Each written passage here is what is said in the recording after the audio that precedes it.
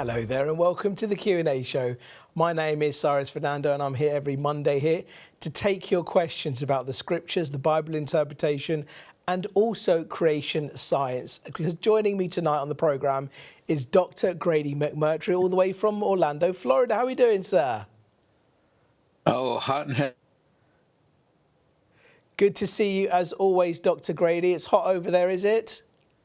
Well, it's summertime here too, and we bake and shake for Jesus here. You're literally on fire for Christ, Grady. Is that right?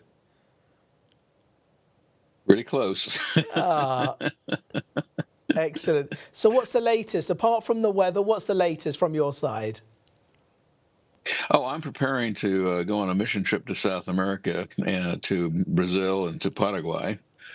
I've been going for over 20 years to South America, one trip every year. And then I go to two or three other trips around the world to spread the truth of creation, the inerrancy of Scripture, salvation through Jesus Christ. And so we are a missionary organization, itinerant teaching. Amazing, amazing, amazing. There's an interesting topic I'd like to start the programme with, Dr. Grady, because it's talking about evangelism, and I think we need evangelism today more than ever. This is what the topic is, and I'd love to get your thoughts on this, if I may. And here it is. It says, giving Iran hope through a Christian film on Esther. This is what we're talking about here. It says, for over 40 years, international media ministries have been telling the story of a God who changes lives. This story of hope is being shared in almost 70 languages through films, 1-minute social media conversation starters, short biblically based videos, radio programs and media training. Their goal is to see Jesus on every screen, and they endeavour to share him with millions everywhere in a way that is easily accessible, creative, thought-provoking and inspiring. The world around us is in turmoil, and Iran is often at the centre of a conflict on controversy.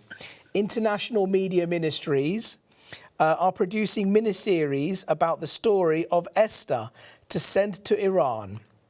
A story of hope for a nation in need of hope. International Media Ministry will be returning the forgotten history of Persia's queen anointed by God for such a time as this. An ordinary girl with an ordinary life, living in an extraordinary city, in the biggest empire in the world, the Persian Empire, flourished in the zenith, but Esther's beauty would take her from her beloved Jewish people. We've also got some footage of the actual making of this film as well, which we can show you right now. Eventually, her convictions and intelligence would help her to rescue people from annihilation in the kingdom and influence an empire. Esther is currently being filmed at the Revelation TV studios in Farsi for the Iranian people, who will at a later date be dubbed into English and other languages. We pray that this will be a blessing to the people of Iran and enable them to draw closer to Jesus Christ.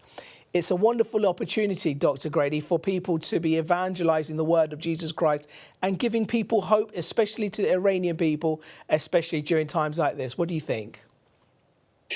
Well, I think it's a great thing that they're doing it there, specifically at your studios, but that they're making this effort to reach the Persian people because, while we call it Iran today, Persia has a very long and deep history, and it has a close tie to Israel.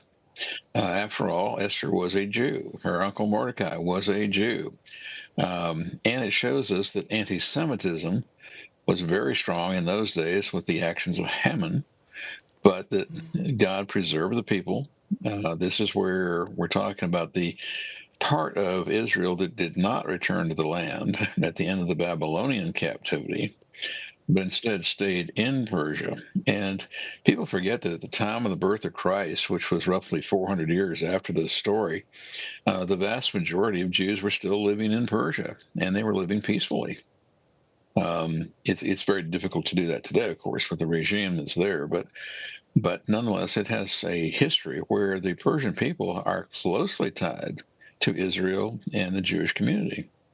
Don't know if we've got that footage available yet, but we'd love to show some of the footage of the actual film being recorded in our studios as well, because it gives a message of hope. And a lot of the people involved in this film are actually from Iran. They can no longer return back to their country, but they've decided to follow Jesus Christ, and it's obviously it's not allowed really in their country as well. So we need to be praying for the Iranian people, because it's also been a very emotional time. During that time, I was reading that we also showed the prayer circle of all the people every day, every morning before they start recording. They get it together in prayer, all the Christian people together, and they pray for the people of Iran, because there is so much turmoil, so much loss, and there is no hope. And we can just only pray that the message of Jesus Christ goes out there, Dr. Grady. It's just amazing the timing of this as well, because this was a production that was supposed to have taken place between 1 to 2 years ago, and it literally took place and started recording the day after the bombs started attacking from between Israel and Iran as well. And there's a lot of people in Iran that also understand and pro-Israel, very much so, behind everything that is going on, and understand the whole situation. But they don't have a voice. The people of Iran are silenced. Their families have been imprisoned as well, and they've now been released. But a lot of these people are missionaries, and their heart is to get the gospel out, but at the same time understand and realise they cannot return back to their country. Can you give us more of an insight, please, Dr. Grady, on the Iranian regime as well, please? Well, at this time, the Iranians are being led by what is effectively a terrorist organization. They are highly anti-Semitic. They believe that if they can destroy Israel, that they can, in fact, bring about what we would think of as the apocalypse, and then the return where they would then become dominant worldwide, bringing back the last imam. Their religion is extremely convoluted. It is dogmatic, highly militant. They are crushing their own population. Again, it's that story that they will take anybody off the street, hang them, cut off a head, cut off a hand, without any remorse whatsoever, if they think that suits their purposes, or if they think that you're trying to prevent them from doing this. And so after the recent attacks, that, not only by Israel, but also the one big attack by the United States to destroy their nuclear program, they were arresting and killing people all over the place. I don't know how much of that news has actually, been told in Europe and in the UK, etc. But that has been what's been going on. And this is a regime which really needs to be stopped. But the only way to stop it effectively is for the people to rise up and oppose it themselves. It's very interesting, because we know Iran are also having links with China at the same time, Dr. Grady. But speaking to a lot of the actors here as well through interpreters, quite a few of the actors don't actually speak English. Even in the schools and the education system in Iran, they don't teach English. They teach Chinese. What do you think about that? I find this a very interesting situation. As you know, I've been doing mission work in Russia since 1994. I have also been going to Armenia, to Kazakhstan, other places where Russian language is being spoken that I can be effective. But what I find particularly interesting is this. These people are natural, if you'll forgive me, enemies, in the sense that Muslims' economy system is not the same as the communists. As a matter of fact, the economic system of the Muslim is not communist. The Russian government and the Chinese government are officially communist and atheist, although in Russia they would argue about the Russian Orthodox Church. And so they are very, very different theologically. They're very, very different economically. But what is the one thread that does hold them together? And that's their anti-Semitism. Mm-hmm.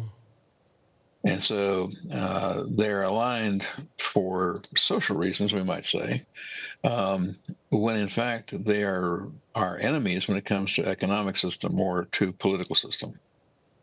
Thank you so much, Dr. Grady, for your insight. We really do appreciate that. And we just obviously continue to be praying for the people of Iran as well, against this regime as well, and the safety of And these I people. agree. And the vocal point, I was speaking to another one of the actors today, and he's a devout Christian, and he talks about the importance of Jesus Christ in his life, and obviously because of that he can no longer return back to his country, and there's a fear for his family, members of his family and such things. So we can only pray for changes to be taken in Iran, Dr. Grady.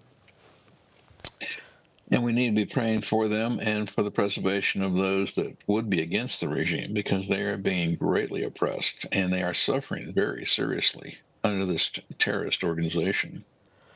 Absolutely. So we are live and interactive, and we'd love to hear your emails and your messages. And I can see messages are already coming in. So thank you so much indeed for doing that. And please continue to do so. Dr. Grady, I just want to give you a heads up. I've got a couple of emails here. I want to give you a heads up. Last week we had Derek Walker on the programme, and he gave us a rendition. He actually sang for our viewers his favourite hymn, his worship hymn, okay? And as a reference to that, a couple of our viewers have also written in asking for their request. Alex, for example, has said, "Dear Cyrus and Dr. Grady, last week, Derek sang us a beautiful rendition of popular songs. I wonder whether Grady could also sing for us, and if so, he could sing his favourite hymn." There's also another one here, Grady. This one's from David. "Good evening, Cy and Dr. Grady. I'm sure we all enjoyed the sing-along on the Q&A show last week, in which Pastor Derek attempted a brave rendition of Octopus Garden.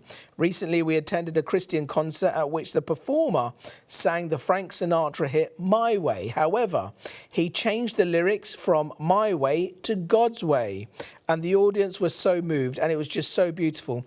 Maybe Dr. Grady could sing a verse of that tonight using the amended title, God's Way. Bless you both, from David."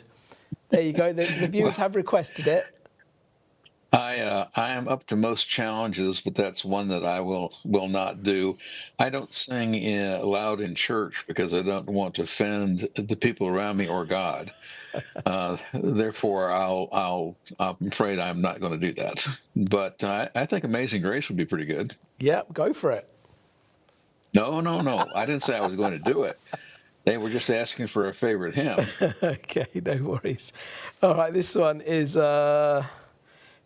is from Duncan. Thank you, Duncan, for writing in. "Dear Cyrus and Dr. Grady, what do you make of the weather modification practices being attempted around the world? We hear of attempts to affect the Earth's climate system and counteract the effect of so-called global warming and solar radiation. The likes of cloud seeding have been tried for many years without any obvious improvement. All this experimentation appears to take place without any real transparency or public consultation. The effects on health and safety are not made clear to us. It looks like yet another attempt by evolutionists to bypass God. What should we be concerned of? Well, really, you should not be concerned of anything. This cloud seeding and the silver product that's used to do this has actually been going on roughly 80 years. We've discussed it on the program before. They use so little chemical that it doesn't even come close to the naturally occurring silver that would be in the soil.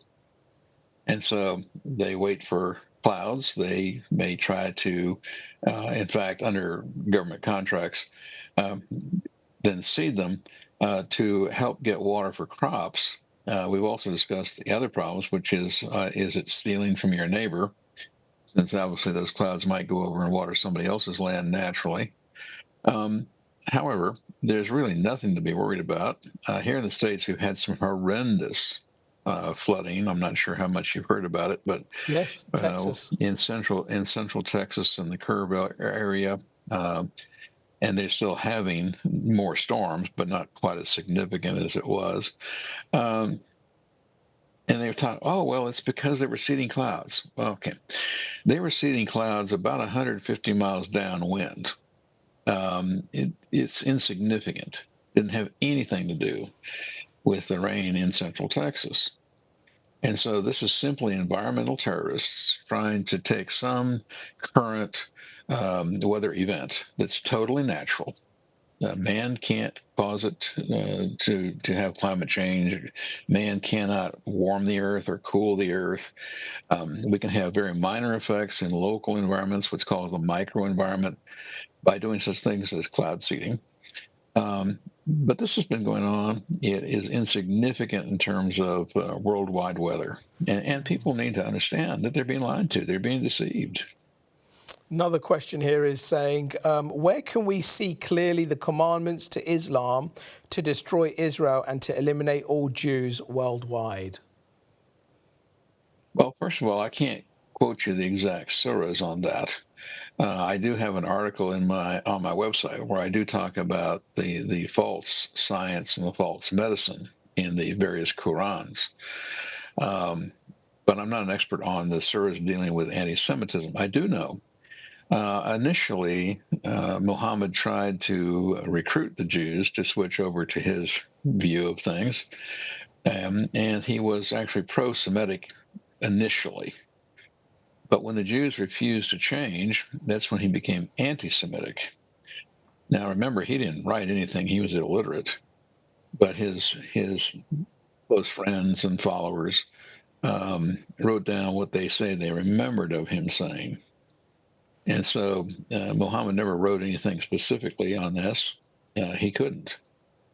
However, the religion as a whole has become anti-Semitic, and this is why, for instance, there were Muslims that were cooperating with the Nazis in Germany during World War II because they were both trying to exterminate the Jews.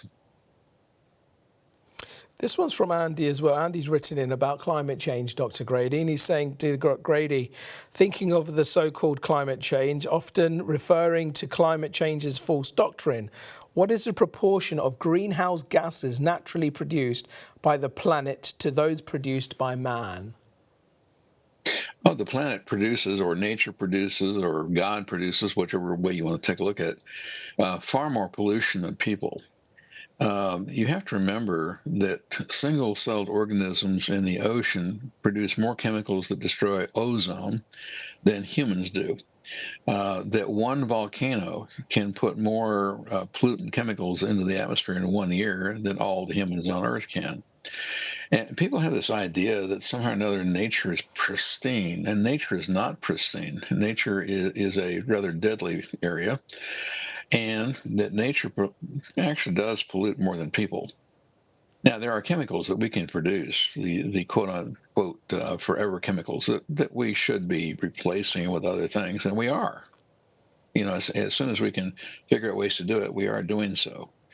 But nature actually pollutes more than human beings do every year. After all, if you think about it, if one volcano, for instance, Mount Pinatubo, 1991, put roughly 20 million tons of aerosols and particulates into the atmosphere.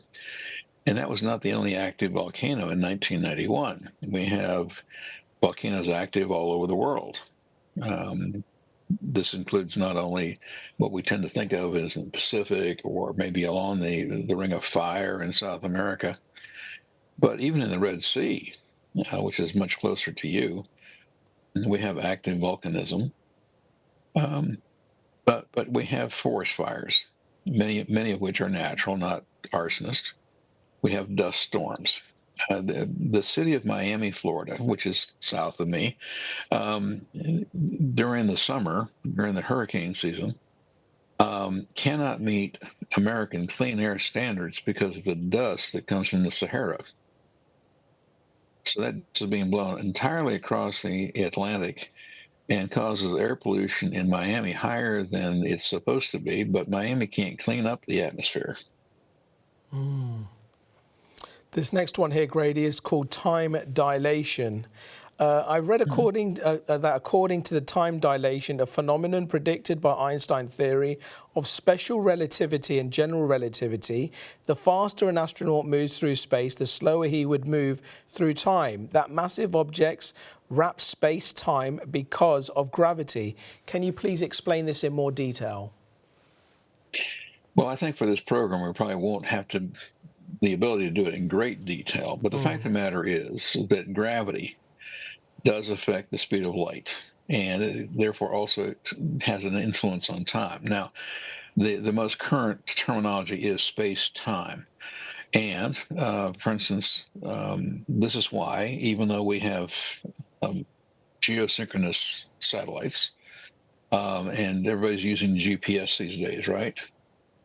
But because distance and the force of gravity, if you were on the Earth, time is going on, you're experiencing time.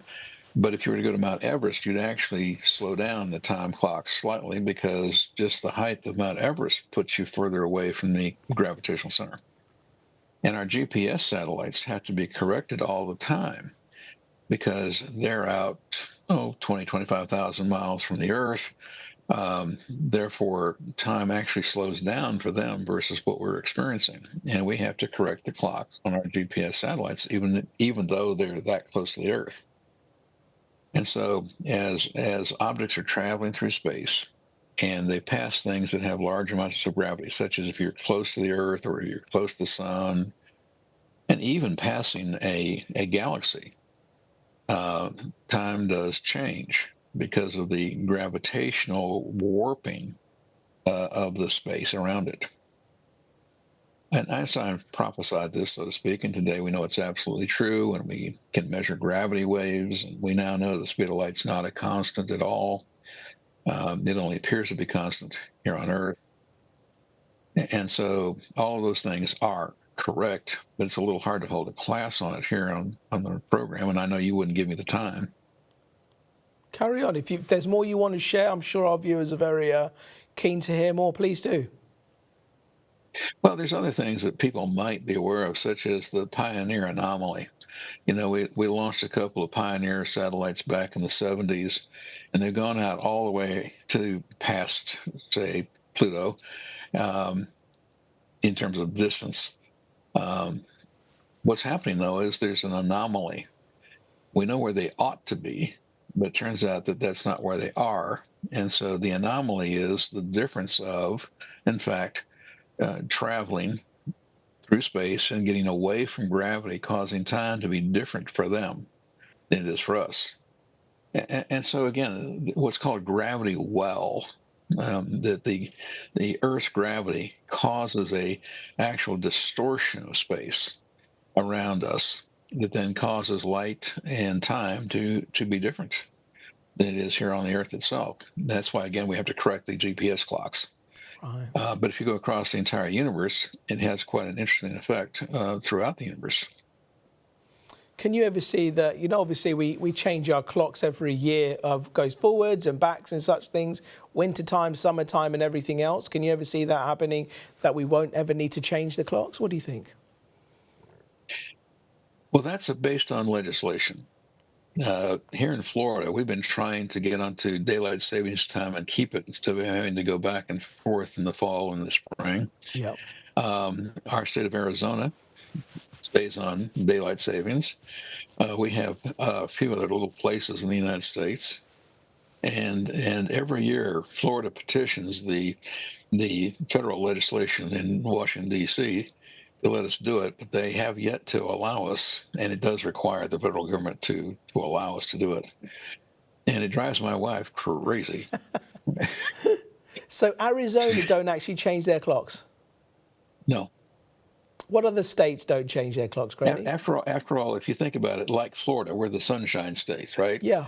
Well, Arizona falls very much into a sunshine state kind of position, and so the farther you get south, our winters have far less effect on us than if you were up north. And so we would much rather stay on daylight saving time. The daylight saving time came thing primarily out of the agricultural world, um, and the railroads, of course, had an effect on it too. But people or children up north, where the days are short in the wintertime, going to school, they would have to get up in the total darkness and go to school in the total darkness. So Yes. they want their children to have some daylight for Yeah. safety reasons, which is quite understandable. Yeah. But here in Florida, that doesn't apply. Our mornings, we get light so early in the morning, even in the wintertime, that would not apply. So there's a difference between where you are, which state you're living in, And so we in Florida would very much like to say stay on daylight savings time. Are there any other states apart from Arizona that don't change their clocks, and even any other countries? Now, I don't know about the country, so to speak, because that's again more of a local issue. Sure. I was not aware particularly of any countries, but there may be. In terms of other places here in the United States that don't change their time, there are a few isolated areas, but lots of people would like it, and unfortunately, the federal government hasn't agreed to it yet. Very interesting indeed. Thank you, Grady. This one's from James to say, I have no doubt of God's existence, but I have friends who do have doubt. One of my closest friends, who is actually godfather of my best cousin's child, asked me what real evidence there was of God. And I was stumped. All I could say is that God will reveal himself in your heart is if your heart is open. It's a good answer. But is there any actual scientific or mathematical proof of his existence? Not theories, but tangible proof, because anything I've heard could also apply to gods from other religions. And that's from James. Well, first of all, I would disagree about the gods of other religions because only Christianity, Judaism, and Islam start with a creator God. All the other religions of the world start with an evolutionary concept that there really are no gods, or they're weak gods. As far as the evidence that God exists, I would like to direct you to Romans chapter 1. Start at verse 16 and at least read towards the end of the chapter. Paul's argument that the existence of God, though he is invisible to us, is made known to us through the things that he has made. So, in terms of arguing for God's existence, that we have cause and effect. That's a very basic concept. For every cause, for every effect, there must be a cause. And therefore, when we see things like what would be the cause of life, well, it has to be something that can give life. In addition to that, though, the argument by design, which was used by St. Augustine of Hippo, is mentioned by Paul in a magnificent synopsis. That invisible God is made known to us through the things he has made. And therefore, when you see a car, you know there's a car manufacturer. When you see a house, you know there was an architect, you know there was a builder, you know there were building inspection people, certainly. And yet they are invisible to you, but you do know that they either exist or did exist because of the things they've left behind.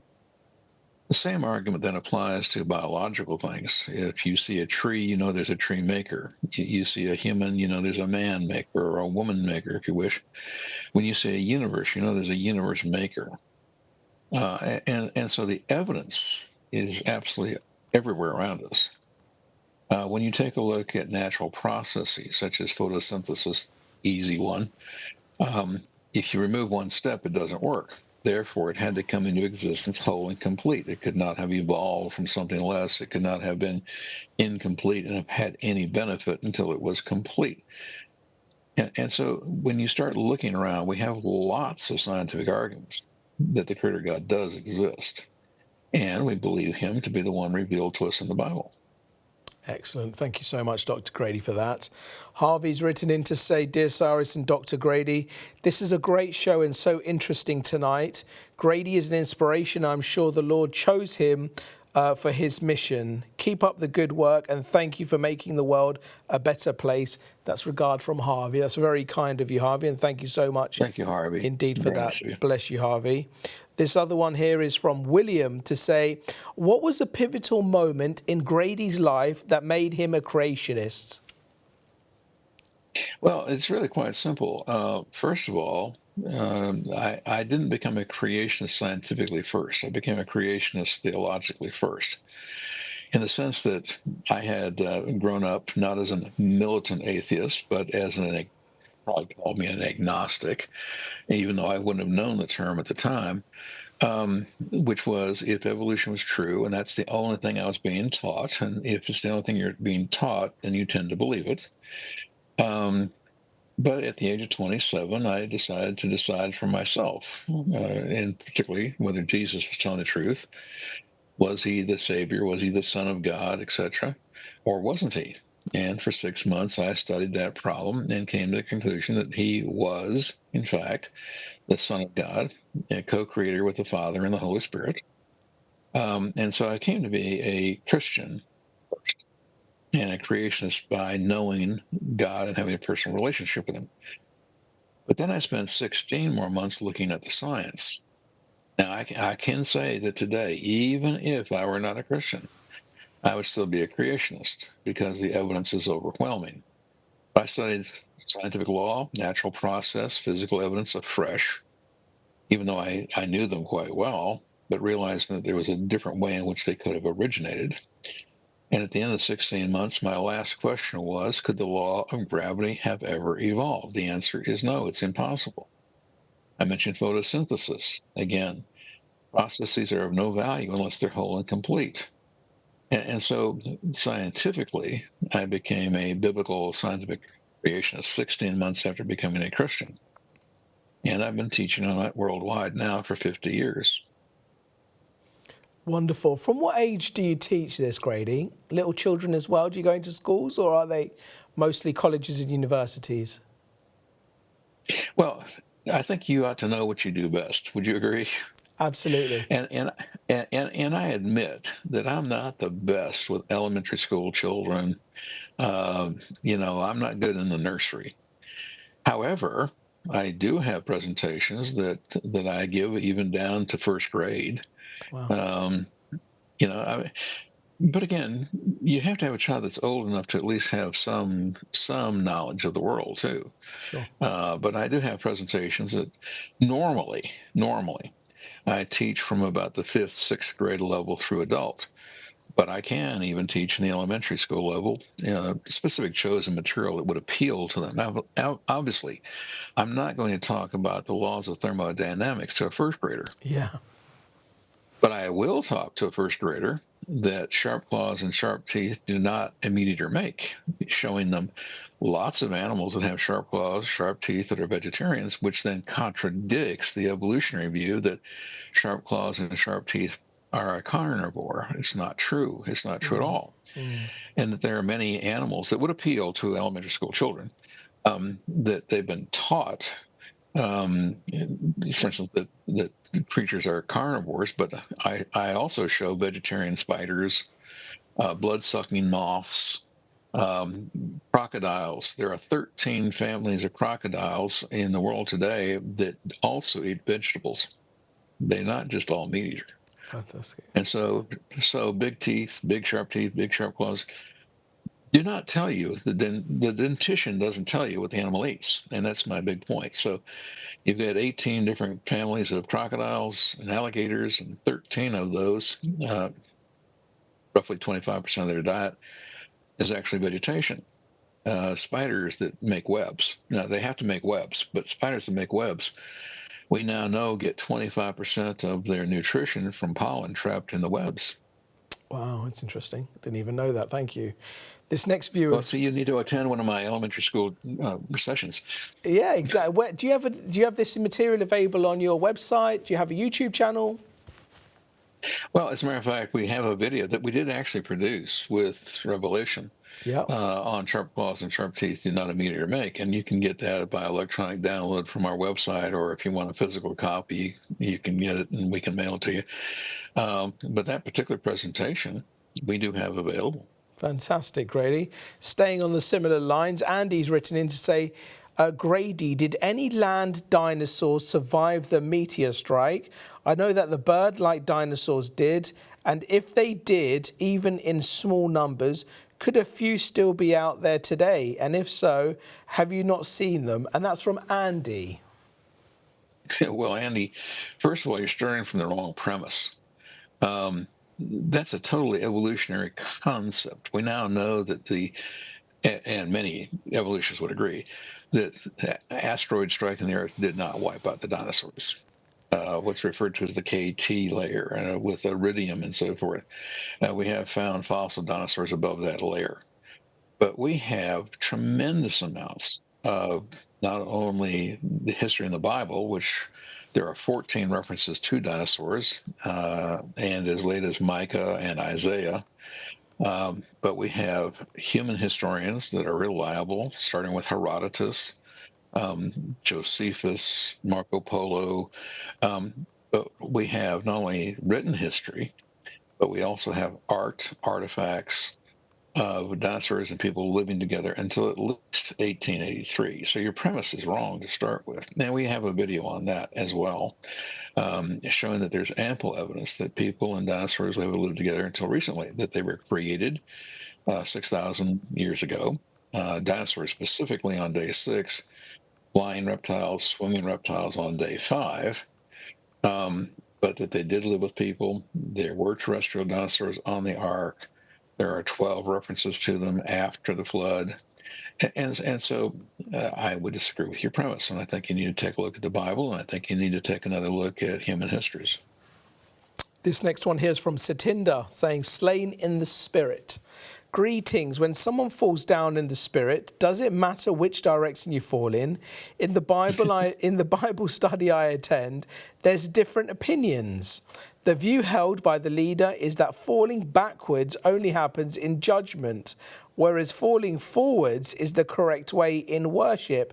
Could Dr. Grady shine some light on this, please? Blessings from Satinda. Well, first of all, Satinda, hi. It's been a long time.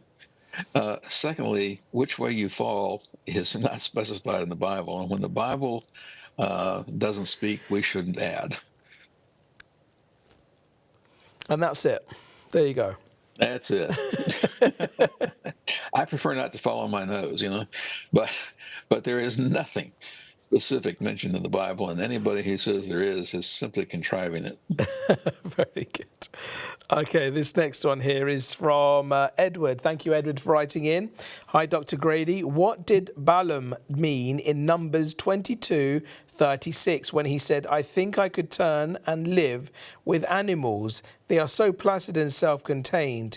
They do not lie awake in the dark and weep for their sins. And that's from Edward.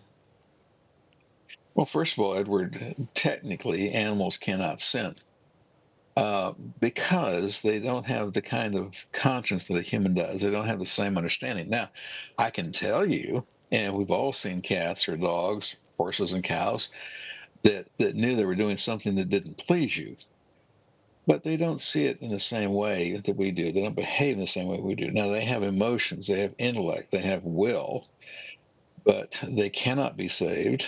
There's no salvation plan for them. And therefore, in a technical sense, they can't sin. They simply have behaviors. And so I would say you need to reevaluate what they do and how they do it. They're doing things out of instinct, pre-programmed by God in their nature. This one's from Kingsley to say shalom to Revelation TV. Thank you for all your support as always. God bless you all.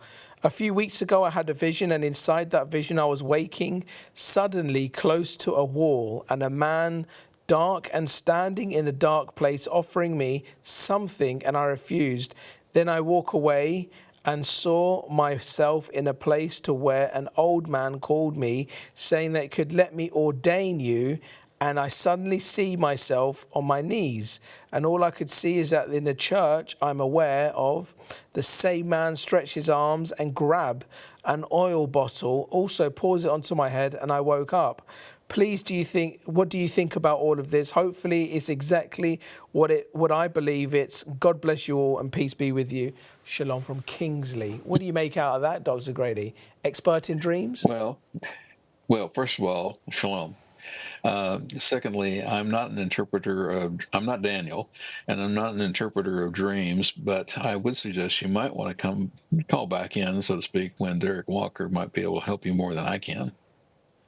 This next one's here from Dean. Thank you, Dean, for writing in. Dear Dr. Grady and Cyrus, what do you think of this high amount of abortion in the UK and the prospect of assisted dying becoming legal in the United Kingdom? Thank you for your help.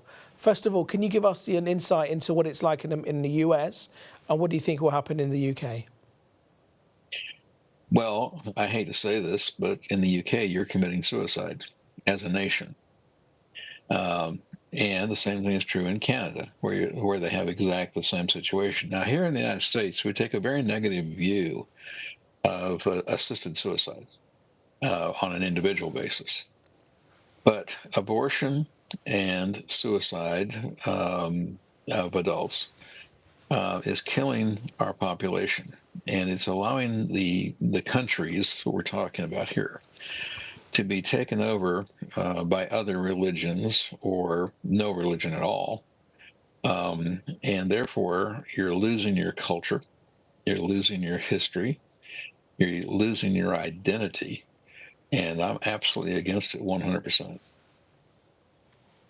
What do you think is the state of the United Kingdom in your opinion? What do you hear from the US, Grady?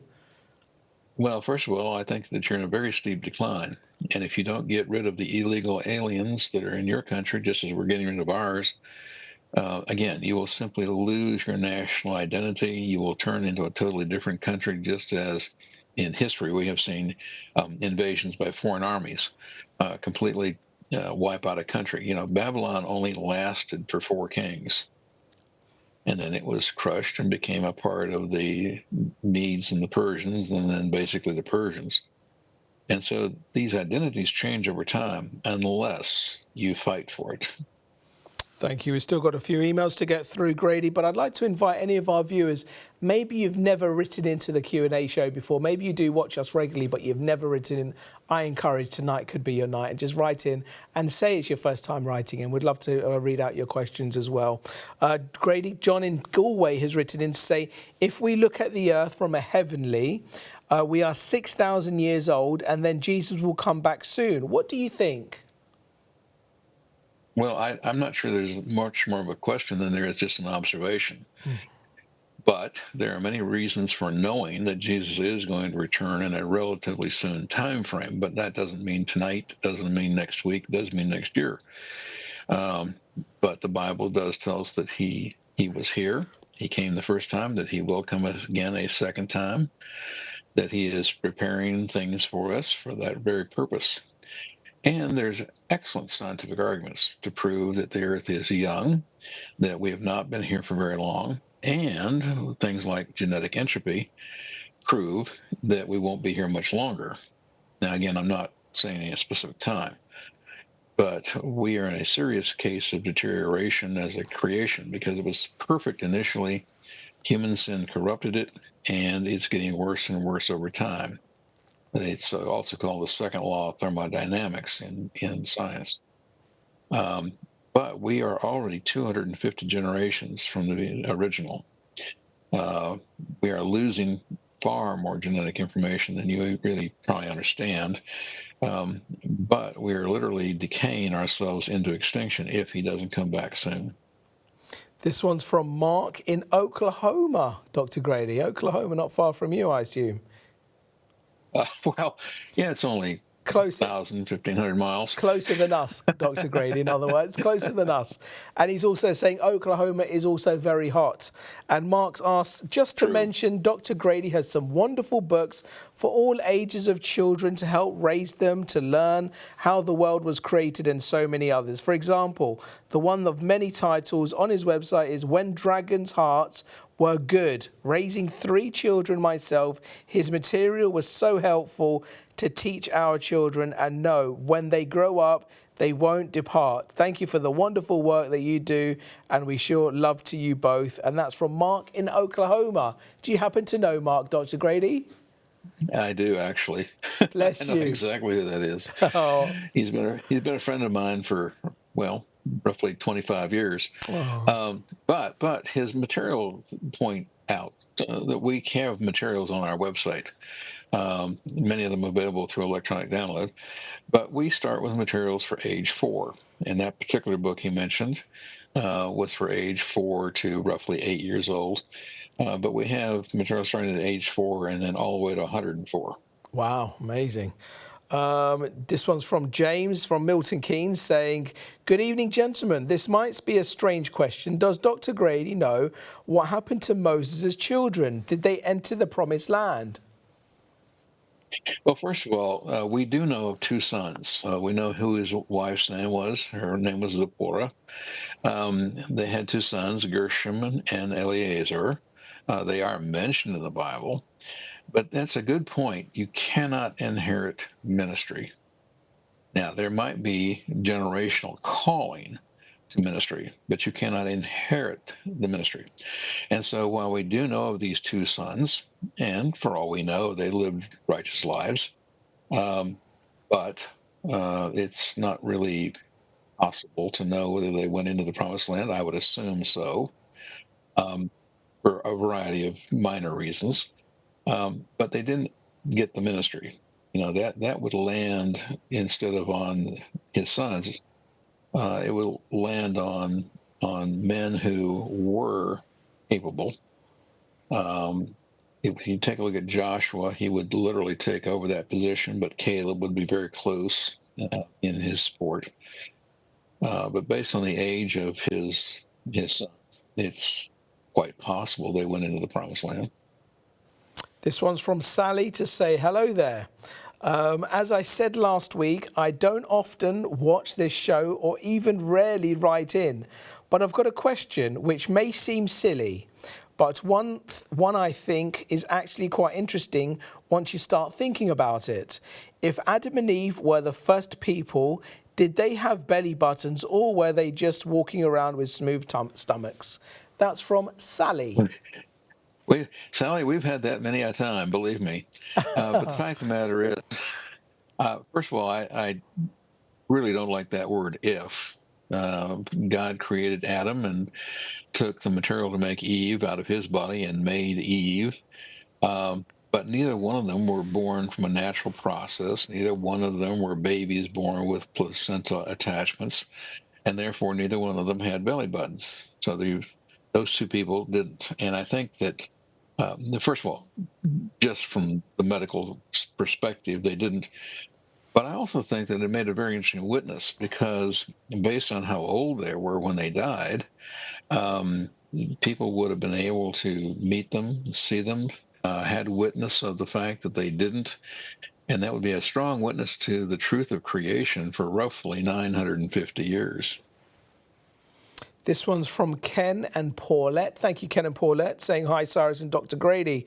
A family member is reading a book on antimatter and gravity. Do you know of this? Well, I'm familiar with the two terms. One of the great contradictions to evolution, proving creation is true, is that there is so little antimatter in the universe. But if evolution were true, it should be a 50-50 mix, and it's not. And it's a good thing it's not, because if you had a 50-50 mix, then matter and antimatter would be going around and annihilating each other, and we wouldn't have any matter at all. This one's from Toby to say, when was Jesus born? We say it's Christmas, but was he really born? When was he actually born? No, he wasn't born at Christmas. There's a lot of good reasons to know that. But what we can say is that, first of all, we want to celebrate his birth, and regardless of what day of the year it was. Secondly, at Christmas, we're really, technically, celebrating his conception, and that he was born 9 months later, but that would have been in September. We know for a variety of reasons, and not simply because he came and tabernacled with us and referring to the Feast of Tabernacle, but we know from many things, including Mary's visit with Elizabeth and her husband, and when he served his courses and so forth, that while the conception of Jesus would have been in December, that he was actually born in roughly late September. Matter of fact, I'd like to point out to you that at the end of chapter 7 of John, when Jesus is there and he cries out across the Porch of Solomon, where there's roughly going to be about 100,000 people, that was probably celebrating his birthday. And for instance, the shepherds would not be in the fields with sheep in December, but they would be in September. And we know that the angel, spoke to the shepherds that were in the fields. However, when you take a look at the verses dealing with the wise men coming, now these were Jews. These were not mystics. These were not, people of a strange religion. These are Jews coming, as we mentioned earlier, from Persia, and making a one-time pilgrimage to Jerusalem, knowing the scriptures, knowing the star, seeing the star, knowing from Daniel approximately the time of Messiah's birth, that they arrive in Jerusalem and redirect down to Bethlehem. That's a strange thing to me, but nonetheless, they were. And we know that he was born in a manger, but when the wise men get there, he's in the inn.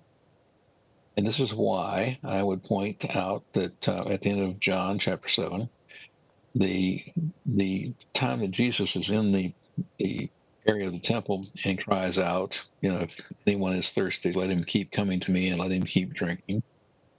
It's the Hosanna Rabbah. It's the great day of the feast. And he was probably born on the Hosanna Rabbah in a manger. By the time the wise men get there, because in those days there's no timetable, you can't say exactly how long it's going to take you to get from one place to another. That when they get down there, the feast was over. The people had gone home immediately. There's room in the inn. They had transferred Mary and Joseph, the baby, into the inn. The wise men arrive, and they go home, but not back to Jerusalem. And Mary and Joseph will go down into Egypt for a few days. Herod will die. And that means that they can then come back and present Jesus at the gate of the firstlings on the Temple Mount on the 40th day, according to the law of Moses. That works out very much better with a September birth. Thank you, Grady. This is an interesting one from Jim. He's saying, hello there. I think this is the first time I've seen Dr. Grady on the show. It's interesting to hear someone different. I think, Jim, you probably only tune in every other week because Grady is literally on every other week. So Pretty close. And you have done for so many years with us. So it's quite interesting how you've maybe missed Dr. Grady there, Jim. But he asked this: what does Grady think of Trump changing stance on Ukraine? Also, what are the planes behind him? Are they real? Yes or no? No, yeah. Okay. So Trump changing stance on Ukraine. First of all, what are your thoughts? Well, actually, he hasn't changed. Trump is a man of real acumen. He is perhaps the single best negotiator the world has ever known. But he has always been against unrighteous war. Always. I mean, his whole lifetime. And he takes a far more Christian perspective now than he used to, but he's always been against unrighteous war. And so when it comes to the Ukrainians and the Russians, and you'll remember that I used to do mission work in both countries, that I have friends on both sides. And so he just simply wants to see this useless killings. Now, Putin, remembering that he's originally a KGB colonel, a tyrant as bad as any you can think of, and would assassinate and has assassinated anybody he feels is in his way. He is not a man to keep his word. He won't negotiate easily. He wants to rebuild the USSR, period. Now, I have said on the program before, I have no problem with Russia getting the Ukraine if the people wanted to. When he took back the Crimea, he wasn't taking the Crimea back from the Ukraine because it was originally Russian territory conquered by Catherine the Great. But the people of the Ukraine in the east want to be Russian, and in the west, they want to be Ukrainians. And so this conflict is internal, and he has made it external as well. I've said on the program once before, it isn't really that Ukraine is what he wants. He does want the industrial basis and the coal that's in the eastern Ukraine. He does want the food that's in the western Ukraine, sure. But what he really wants is the people, because he is in a process of a population decrease. And so the one commodity he needs more than anything else is just people. Now, this war needs to be stopped. He was falsely told it would last a few days and he would be a victor and he would continue to rebuild the USSR. What he didn't realize is the people didn't want it. and that they were willing to fight, and they have fought valiantly if they have support. And so this whole thing could have been stopped 4.5 years ago. We already had a plan in place that would have prevented the war in the first place. But Joe Biden got elected, and that prevented that plan from going into effect. And so for the last 3.5 years, we've been fighting in a useless war. And Mr. Trump simply wants to see it stopped. And if Putin would be an honest broker, it could be stopped. The original problems that he had, such as NATO and the EU putting missiles into the Ukraine, is analogous to us not wanting Khrushchev to put missiles in Cuba. It's a matter of security as well. Finally, Grady, what about those planes behind you, as a viewer asked? Tell us about them quickly. Well, there are many people who think the bomber is a Lancaster because they're from the UK, but it's not. It's a consolidated B-24D. The other plane over my other shoulder is a Lockheed Light P-38 fighter. I have a collection of these things throughout my house. I enjoy them very much. My wife and I are both historians. And if I were not a scientist, I would be a historian 100%. Very good. Grady, I want to finish on this one from Peter saying, can you please pray we get shut of this atheist prime minister and replace him with a good Christian person who will turn things around for us and make us Christian nation again, and who will stand with Israel. Many thanks. And that is from Peter. How important is it that we have a Christian leader pro-Israel, Grady? Well, I think it's very important that the UK be pro-Israel. I think that's very important. But a man doesn't make a Christian nation. Only Jesus can do that. And so it's the people of the UK that have to become Christians and actively not only win, but disciple the rest of the nation for Christ. That's the way you do it. Now, would I like to see a regime change in the sense of the prime minister and somebody else? Sure, I would. But again, that's up to the electorate. And if the electorate are not using a Christian biblical worldview for determining who they vote for, then you will automatically get an unrighteous government. Amen. And one Dr. that is Grady, anti-Semitic. Sorry to cut you off. We have come towards the end of tonight's programme. Thank you so much, as always. We love you and we appreciate you, as always. And God bless you.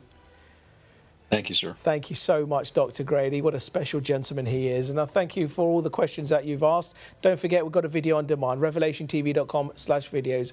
Until next time, take care. God bless. Stay close to Jesus Christ. Bye-bye.